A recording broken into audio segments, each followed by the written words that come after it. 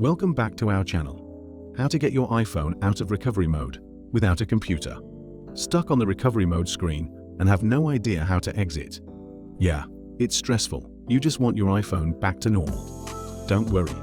In this video, I'll show you 3 easy ways to get out of recovery mode, and none of them will erase your data. Let's jump in. Method 1. Force restart using buttons. This is the easiest one. Quickly press volume up, then volume down, then press and hold the power button. Keep holding until you see the Apple logo, then let go. Your iPhone will force restart, and once it boots up, it should be back to normal. This method also works for a lot of other iPhone issues. But what if your phone is completely frozen? No worries, here's another way. Method 2. Exit recovery mode using another iPhone. If you have a second iPhone nearby, this is worth trying. Place the other iPhone next to your stuck one. Then tap the iPhone in recovery mode a few times, until you see the Apple logo start flashing. At that point, the nearby iPhone should pop up a prompt to help you exit recovery mode.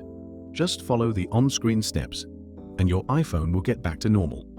But what if your buttons don't work, and you don't have another iPhone? I got you. Method 3.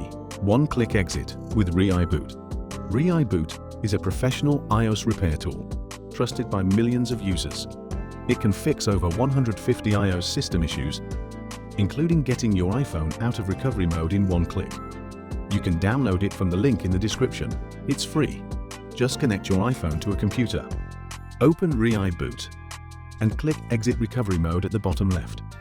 In less than 10 seconds, your iPhone will reboot back to normal. Super simple. You can also use it to enter recovery mode with one click. If you want the easiest and most reliable fix, this is definitely the one to go for. That's everything for today. If this tutorial helped you out, don't forget to like and subscribe.